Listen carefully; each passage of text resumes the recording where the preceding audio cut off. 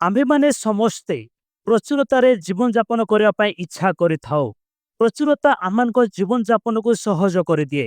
କିନ୍ତୁ ମନେ ରଖନ୍ତୁ, ଆମମାନଙ୍କ ଜୀବନଯାପନ ସହଜ ହୋଇଗଲେ ଈଶ୍ୱରଙ୍କୁ ଅନୁସରଣ କରିବା କଷ୍ଟ ହୋଇଯାଏ। ଆମ୍ଭେମାନେ ପ୍ରଲୋଭନର ଶିକାର ହୋଇ ଈଶ୍ୱରଙ୍କଠାରୁ ଦୂରେଇ ଯାଉ। ଆସନ୍ତୁ ଆମ୍ଭେମାନେ ଏହି ବିଷୟରେ ବାଇବଲର କିଛି ଉଦାହରଣ ଦେଖିବା। ପ୍ରଥମରେ ଆମେ ଦେଖୁ ଆଦମ, ଯାହାଙ୍କ ବିଷୟରେ ଆଦି ପୁସ୍ତକ 2 ଏବଂ 3 ପର୍ବରେ ଉଲ୍ଲେଖ କରାଯାଏ। ଆଦମ ଏକ ସିଦ୍ଧ ଏବଂ ସମ୍ପୂର୍ଣ୍ଣ ଦୁନିଆରେ ବସବାସ କରୁଥିଲେ ଏବଂ ଈଶ୍ୱରଙ୍କ ସହିତ ତାଙ୍କର ଏକ ସମ୍ପୂର୍ଣ୍ଣ ସମ୍ପର୍କ ଥିଲା। ତାଙ୍କର ସମସ୍ତ ଆବଶ୍ୟକତା ଈଶ୍ୱର ପୂରଣ କରିଥିଲେ। ତାଙ୍କର ସବୁ କିଛି ଥିଲା, କିନ୍ତୁ ସେ ତାଙ୍କର ସ୍ତ୍ରୀ ମାଧ୍ୟମରେ ଶୈତାନର ପ୍ରତାରଣରେ ପଡ଼ିଗଲେ ଆଉ ଈଶ୍ୱରଙ୍କ ବିରୁଦ୍ଧରେ ପାପ କଲେ।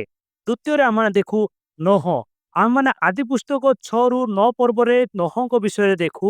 ଏଠାରେ ଦେଖୁ ଯେ ନୋହ ଏବଂ ତାଙ୍କ ପରିବାର ଜଳପ୍ଳାବନରୁ ରକ୍ଷା ପାଇଥିଲେ ଏବଂ ସମଗ୍ର ଜଗତ ସେମାନଙ୍କର ଥିଲା। ସେମାନେ ସମୃଦ୍ଧ ଥିଲେ ଏବଂ ତାଙ୍କ ଜୀବନ ସହଜ ଥିଲା। କିନ୍ତୁ ଶେଷରେ ନୋହ ମଧ୍ୟ ମଦ୍ୟପାନ କରି ନିଜକୁ ଲଜ୍ଜିତ କଲେ ଏବଂ ତାଙ୍କ ପୁତ୍ର ହାମକୁ ଅଭିଶାପ ଦେଲେ। ପୁଣି ଆମେ ଇସ୍ରାଏଲୀୟମାନଙ୍କୁ ଦେଖୁ। ଈଶ୍ୱର ଇସ୍ରାଏଲୀୟମାନଙ୍କୁ ମିସ୍ର ଦେଶରୁ ବାହାର କରି ପ୍ରତିଜ୍ଞାତ ଦେଶରେ ଆଣିଲେ। ଶେଷରେ ସେମାନେ ଆଉ ଭ୍ରମଣ ନ କରି କେବଳ ବିଶ୍ରାମ କଲେ। କିନ୍ତୁ ସାହସୀ ଓ ବିଶ୍ୱସ୍ତ ଜିହୋଶୁଙ୍କର ମୃତ୍ୟୁ ପରେ ସେମାନେ କିଣାନୀୟମାନଙ୍କର ମୂର୍ତ୍ତି ପୂଜା କରିବା ଆରମ୍ଭ କଲେ ଏବଂ ଈଶ୍ୱରଙ୍କ ବିରୁଦ୍ଧରେ ପାପ କଲେ, ଯାହାକି ପରମେଶ୍ୱର ତାହା ଇଚ୍ଛା କରୁନଥିଲେ। ତାପରେ ଆମେ ଦେଖୁ ଦାଉଦଙ୍କ ବିଷୟରେ। ଦାଉଦ ଉତ୍ତମ ଭାବେ ଶାସନ କରିଥିଲେ ଏବଂ ସେ ସମୟରେ ରାଜନୈତିକ, ଅର୍ଥନୈତିକ ଏବଂ ସାମରିକ ଦୃଷ୍ଟିରୁ ଇସ୍ରାଏଲ ଏକ ପ୍ରାଧାନ୍ୟ ରାଷ୍ଟ୍ର ଥିଲା।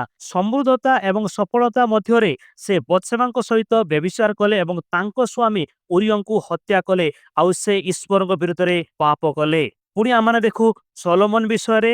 ତାଙ୍କଠାରେ ପ୍ରକୃତରେ ସମସ୍ତ ବିଷୟ ଥିଲା, ଶକ୍ତି, ଧନ, ଖ୍ୟାତି ଏବଂ ଜ୍ଞାନ। କିନ୍ତୁ ତାଙ୍କର ପ୍ରଚୁରତା ତାଙ୍କ ପତନର ଉତ୍ସ ହେଲା। ସେ ତାଙ୍କର ବିଜାତୀୟ ଓ ମୂର୍ତ୍ତି ପୂଜା କରୁଥିବା ପତ୍ନୀଙ୍କୁ ଏତେ ଭଲ ପାଉଥିଲେ ଯେ ସେ ନିଜକୁ ଏବଂ ଇସ୍ରାଏଲକୁ ସେମାନଙ୍କ ଘୃଣ୍ୟ ଧର୍ମ ରୀତିନୀତିରେ ନକଲ କରିବାକୁ ଅନୁମତି ଦେଇଥିଲେ। ଫଳରେ ସେ ସମସ୍ତେ ଈଶ୍ୱରଙ୍କ ବିରୁଦ୍ଧରେ ପାପ କରିଥିଲେ। ତେଣୁ ଆମ୍ଭେମାନେ ମନେ ରଖିବା ଉଚିତ ଯେ ପ୍ରଚୁରତାରେ ବିପଦ ଥାଏ।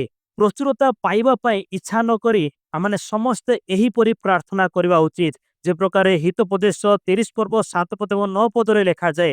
ଏଠାରେ ଲେଖକ କୁହନ୍ତି ଯେ ମୁଁ ତୁମ୍ଭ ନିକଟରେ ଏହି 2 ବର ମାଗିଅଛି, ମୁଁ ମରିବା ପୂର୍ବରୁ ତାହା ମୋତେ ଦେବାକୁ ଅସମ୍ମତ ହୁଅ ନାହିଁ। ଅସାରତା ଓ ମିଥ୍ୟା କଥା ମୋ ଠାରୁ ଦୂର କର। ମୋତେ ଦରିଦ୍ରତା କି ଧନ ଦିଅ ନାହିଁ। ମୋ ପଡ଼ିର ଭାଗ ଦେଇ ମୋତେ ପ୍ରତିପୋଷଣ କର। ନହିଲେ ମୁଁ ପରିତୃପ୍ତ ହୋଇ ତୁମକୁ ଅସ୍ୱୀକାର କରି କହିବି, ସଦାପ୍ରଭୁ କିଏ? କିଏ ବା ଦରିଦ୍ର ହେଲେ ଚୋରି କରି ଆପଣା ପରମେଶ୍ୱରଙ୍କ ନାମ ମିଥ୍ୟାରେ ନେବି।